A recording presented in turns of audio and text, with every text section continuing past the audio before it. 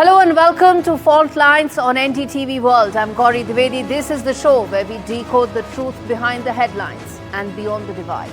Today, Israel expands its operations into Gaza while Donald Trump skips Jerusalem and woos Arab leaders. What does that mean? What's the fault line? We decode that for you. And later, we look at why militia leaders are in fact ensuring that they push Africa's Libya further into yet another civil turmoil. Both these stories that will expose the fault lines. Now to our first story.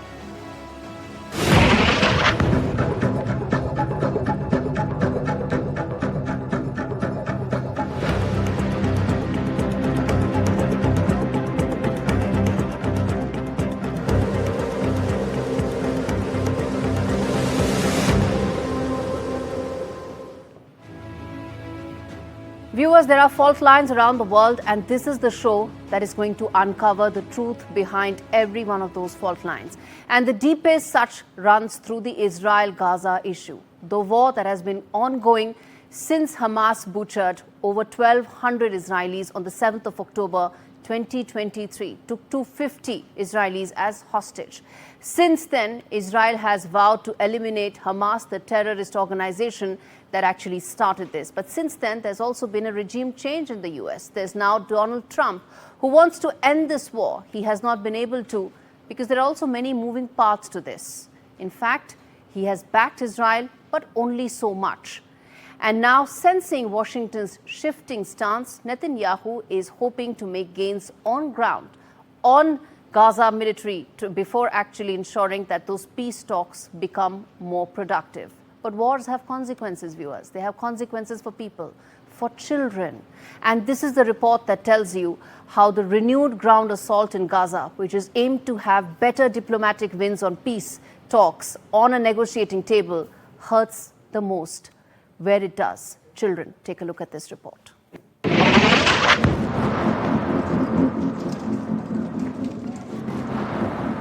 Amid stalled ceasefire talks and fading support from Washington, a threatened Prime Minister Netanyahu expanded Israel's large-scale offensive across Gaza to take over the enclave, even if all that's left is a pile of rubble.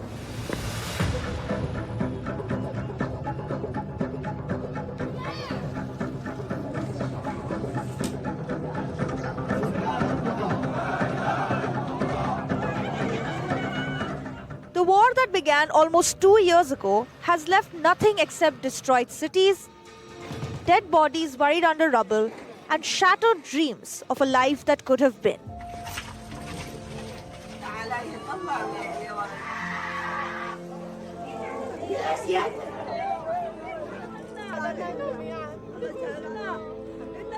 Yet, for the past 3 months, Israel was fighting a war beyond missiles and attacks. One that doesn't hurt pockets, where people die slowly and silently.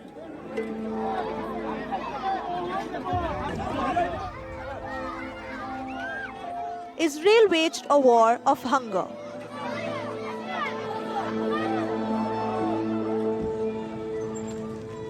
According to a UN agency, 9 out of 10 children in Gaza are at risk of famine due to the ongoing blockade. People of all ages, from infants to pregnant women, all have been reported to have been suffering from some form of malnourishment, with some resorting to eating animal food and even flour mixed with sand. Finally, after 11 weeks, the first trickle of aid finally entered Gaza on Monday. G7 countries, UK, France and Canada condemned Netanyahu's escalation, demanding for an immediate ceasefire, calling for immediate action to end Israel's aid blockade. Netanyahu's playing the double game, trying to appease Washington by signaling he's ready for a truce, all while trying to seize control of the enclave. It remains to be seen what Trump 2.0's next moves will be after a Middle East trip which did not have a Tel Aviv hop.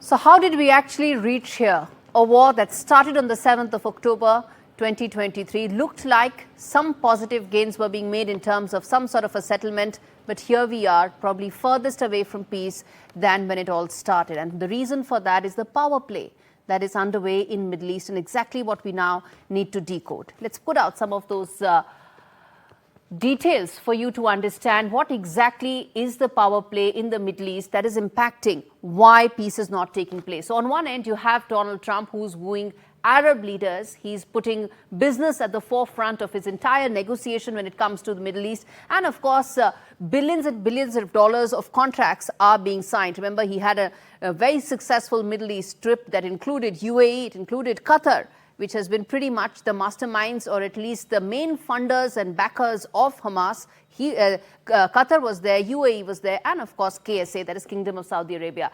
Now, but what is happening? US has lifted sanctions on Syria and has left Israel completely out of when it comes to those Syria talks. That is extremely important because he's mainstreamed al-Shara's regime. 6 months back, he was a global terrorist with $10 million of bounty on his head.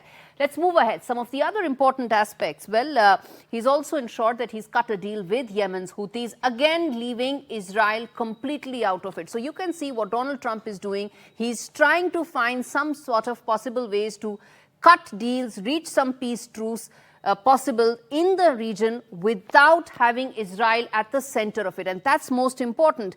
And now what else has happened is that while these truce deals does not include Israel, there have also been complete ignorance as far as the Israel-Iran hostilities that have taken place. Why? Because there is some negotiation taking place between US and Iran on nuclear possibilities. Is there a nuclear pact in the offing? No one knows. But the fact that those are progressing, those talks are progressing, keeping Israel completely out is something that needs to be kept in mind to understand the fault line that has happened. And lastly, the delay tactics that Israel has been coming out with has been ignored as deals have been cut to ensure American hostages have been released. The last of the American hostages, viewers, was actually released just before Donald Trump embarked on his Middle East tour. That, of course, was pressure tactics, with Qatar ensuring that their final last American hostage was released. No word on the 59 Hamas. We're going to come back to that because that's important. That's where it started. But this is the context to understand why there is a complete shift in the power dynamics that have actually taken place in the Middle East. You have Donald Trump isolating Netanyahu, and at this stage, it almost looks like there is a possibility of this not moving ahead till the time there is a breakthrough as far as talks are concerned. What those will be is something that we're going to wait and watch out for. But I want to now quickly run you through the other segment, which we call blinkers off, viewers, which is that, make no mistake, this is a war that Hamas started on the 7th of October, and now it is wanting to end the war on its own terms too, which of course cannot happen because there are, as I said, 60 Israelis held in captivity in Gaza by Hamas in the most inhuman conditions that are possible.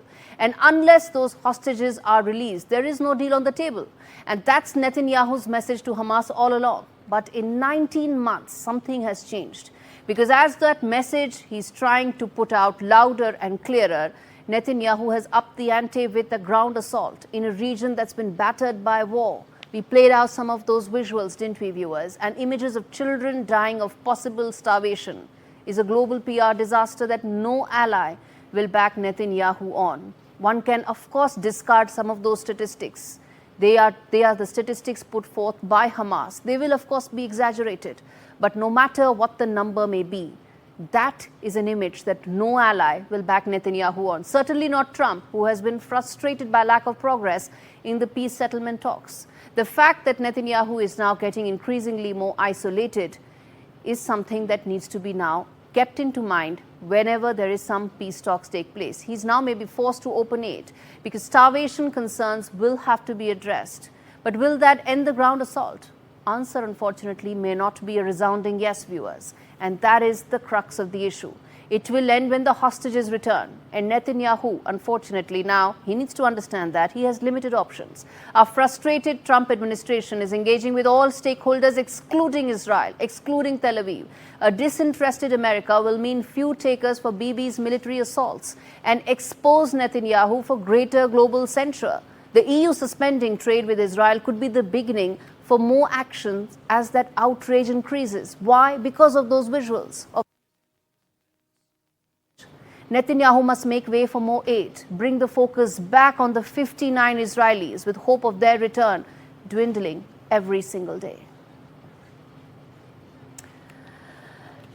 In fact, viewers, on that note, I'm going to slip into a very short break, come back on the other side, talk about, as I said, the other fault line, what's happening in Libya. Stay with us.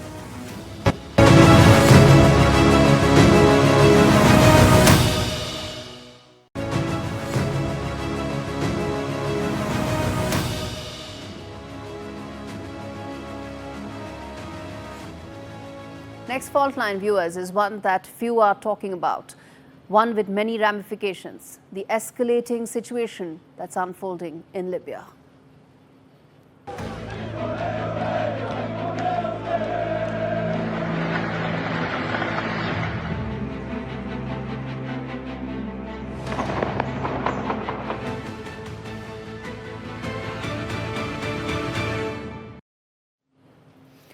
Libya's decade-long fragile peace is no more. There are violent clashes that have flared up in Libya's capital, Tripoli, after the killing of an influential militia leader who held the reins of the capital. Before we look at the shifting power dynamics in the region, let's lay out the groundwork. Let's talk about why exactly we are mentioning Libya here. It's located in the northern Africa's Maghreb region. Let's put that out on the map. You can see that. So that is Libya for you, that's Tripoli for you. And it's a fractured polity because there's parts of it that's ruled by one entity, another by another. It is a strategic location that links Africa's landlocked countries to Europe through the Mediterranean Sea, which is why there are at least half a dozen countries around the world interested in Libya. The political landscape remains fragmented, two rival factions stuck in a power tussle. There is the Government of National Unity, the GNU, and there is the Government of National Stability, GNS, the red and blue, indicating who actually holds power in which region. And at the end of the day, both, of course, are backed by Western powers, and at the same time, one side is backed by, GNS is backed by the Libyan National Army, leading to the de facto division of the country. The rest of the region is controlled by smaller militias that are there. Now, let's talk about the key players that are there in this battle for Libya. One, of course, the internationally recognized Libyan Prime Minister. He's got the backing of the UN. He has vowed to crack down on the militias. And, of course, at the same time, he's now facing growing demands to resign because, guess what? He's not been able to consolidate even the parts that are under GNU. So, and he seized power in 2021. He postponed the elections indefinitely since then. So, this is a regime, remember, there was an autocratic ruler earlier, Gaddafi. The other leaders are also equally in the same way in terms of how they want to control Libya. Let's come to the other one, which is Khalifa Haftar. He is, of course, of the Libyan National Army, the force behind GNS, the one we showed with the blue aspects in Libya. He's an ex-officer under Gaddafi. He later, of course, overthrew him. He's a self-styled general backed by the Libyan parliament. And he's, of course, backed by Russia as well. He met President Putin on the 7th of May. As I said, there's a reason why global players are interested in Libya.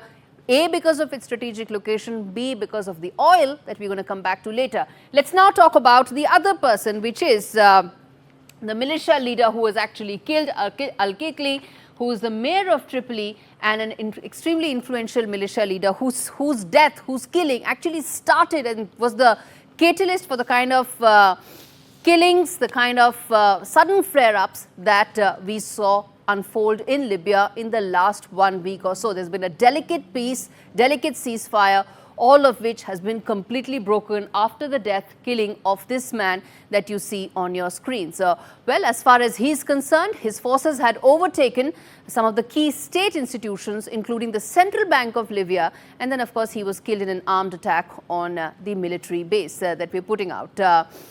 Okay, now, before we talk any further, I want to quickly now play out this report that tells you exactly how these players have been jockeying for influence in the country, and could the killing of Al-Kikli actually be an inflection point in Libya? This report tells you.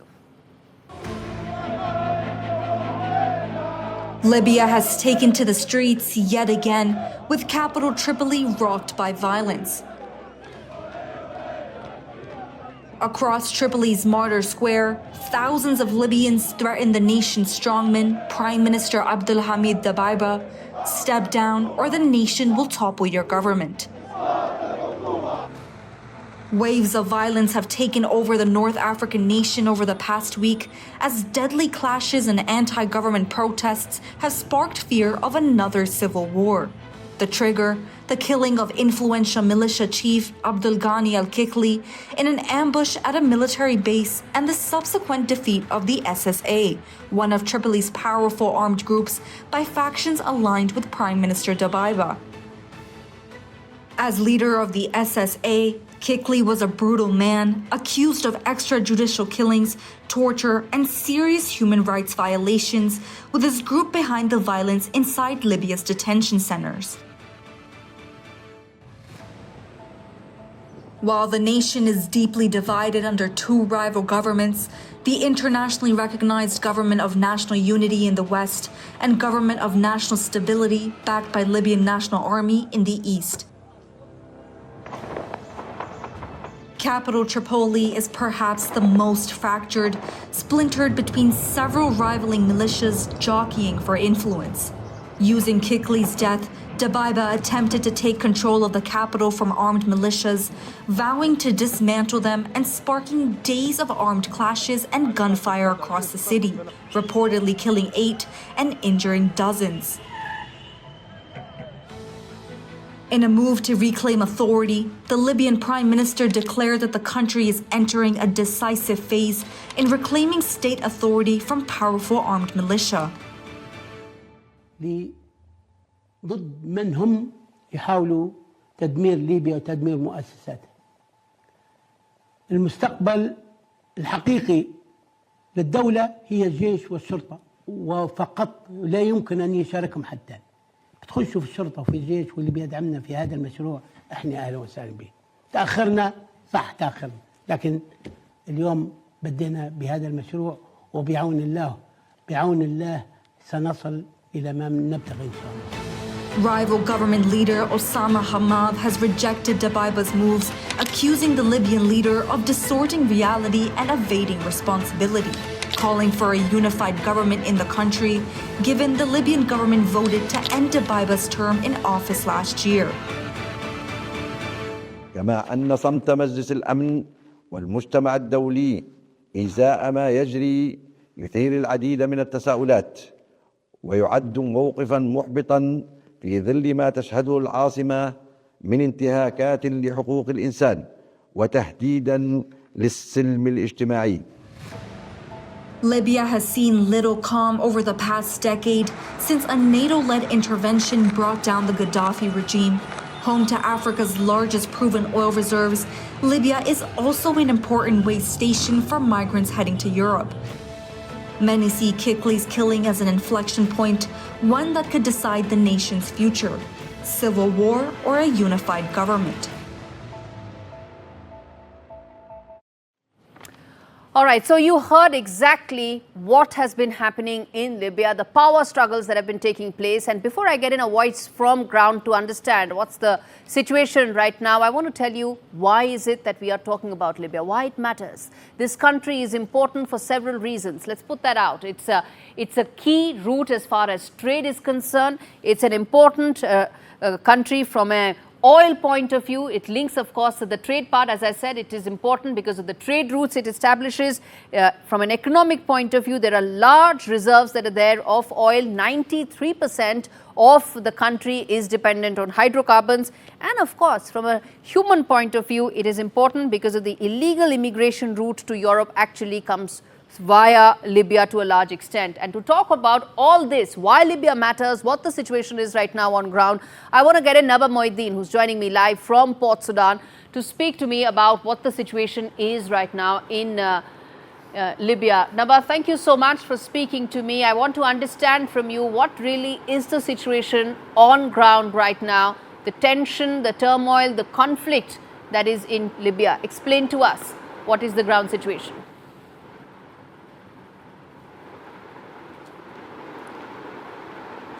Thank you. Actually, the situation in Libya is worrying as the deadly clash is renewed following the killing of the militia leader that triggered mass demonstrations in Tripoli, where hundreds of thousands of people are gathering, calling for the resignation of the Prime Minister Abdulhamid Dibeba, while other protesters in Misrata are calling and supporting the Prime Minister. So this is a real challenge for the Libyans, and it's a critical time that Libyans are going through because of the divisions, and we know that already Libya has suffered from such divisions that led to the formation of two parallel governments back in 2021.